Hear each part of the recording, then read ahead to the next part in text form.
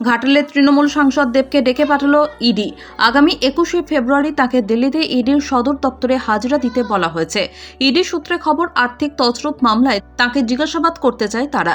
তবে দেবের ঘনিষ্ঠ মহলের বক্তব্য, 21 তারিখ দেব ইডির দপ্তরে যাবেন।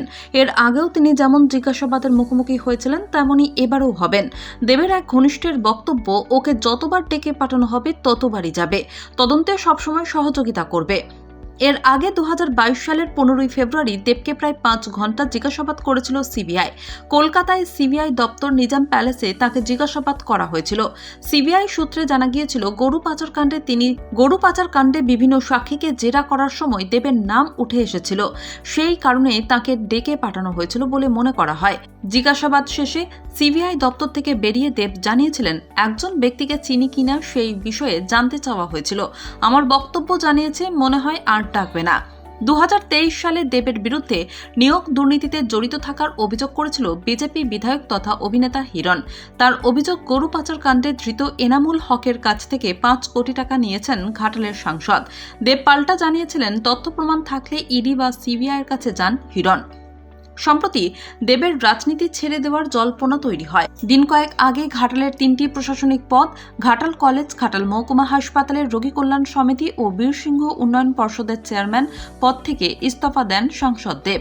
তারপরেই দেবের রাজনীতি ছেড়ে দেওয়ার জল্পনা আরও জোরালো হয়। তবে কি ঘাটালে আর প্রার্থী হচ্ছেন না দেব? তবে কি এবার রাজনীতি থেকেও ইস্তফা?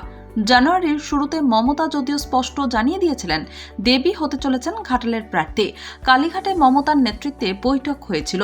তৃণমূলের পশ্চিম মেদিনীপুরের জেলা কমিটির বৈঠকে সাংসদ হিসেবে হাজির হয়েছিলেন দেব। সেখানেই তাকে ফের ঘাটালে প্রার্থী করার ইঙ্গিত দিয়েছিলেন মমতা।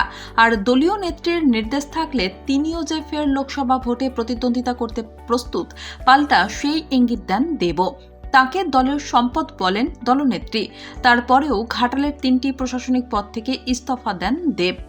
এরপর লোকসভার বাজেট অধিবেশনের শেষ দিনে দেবের পোস্ট তাঁর প্রার্থী না হওয়ার জল্পনাকে আরও উস্কে দেয়। তিনি সমাজ মাধ্যমে একটি পোস্টে লিখেছিলেন, সংসদে আমার শেষ দিন। এতেই অনেকের মনে হয়েছিল ঘাটাল থেকে আসন্ন লোকসভায় দেব যে আর দাঁড়াতে চাইছেন না। যদিও সরাসরি এ ব্যাপারে কখনোই কোনো সিদ্ধান্ত নেওয়ার কথা জানাননি দেব। এর মধ্যে তৃণমূল নেত্রী মমতা এবং তৃণমূলের সর্বভারতীয় সাধারণ সম্পাদক অভিষেকের সঙ্গে বৈঠক করেন দেব। তবে মমতা বা অভিষেকের সঙ্গে দেবের কি আলোচনা হয়েছে তা কারোর তরফেই প্রকাশ করা হয়নি। মমতা, অভিষেক বা দেব কেউই সে ব্যাপারে প্রকাশ্যে কোনো মন্তব্য করেননি। তবে জোড়া বৈঠক সেরে দেব ইঙ্গিতপূর্ণ মন্তব্য করেছিলেন। তিনি বলেছিলেন, আমি ছাড়তে চাইলেও রাজনীতি আমাকে ছাড়বে না। সেই আবহে ঘাটাল সাংগঠনিক জেলা তৃণমূলের চেয়ারম্যান পদ থেকে সরানো হলো শঙ্কর দলুইকে। দলের একটি অংশ মনে করেছিল এই শঙ্করের সঙ্গে দেবের শীতল সম্পর্ক, এর কারণেই টানাপোড়েন শুরু হয়েছিল। শঙ্করকে সরিয়ে দেবকে ইতিবাচক বার্তা দেওয়া হয় বলে মনে করেছিল তৃণমূল নেতৃত্বের একাংশ।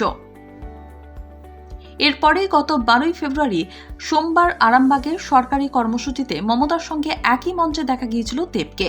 সেখানেই তিনি মঞ্চে দাঁড়িয়েছিলেন, দিদির হাত ধরে রাজনীতিতে এসেছিলাম, দিদির হাত ধরেই থেকে গেলাম, আমার দেখা শ্রেষ্ঠ মুখ্যমন্ত্রী দিদি। এরপর রাজ্য সরকারের কাছে বানভাসী ঘাটালের জন্য মাস্টার প্ল্যান তৈরির অনুরোধও জানান দেব। জবাবে মমতা বলেন, দিদির কাছে ভাই আবদার করলে তো দিদি ফেরাতে পারে না। আমি ইতিমধ্যেই নির্দেশ দিয়েছি ঘাটাল মাস্টার প্ল্যান তৈরি করতে। দিল্লির ভরসায় থাকবো না, আমরা আমাদেরটা করে নেব।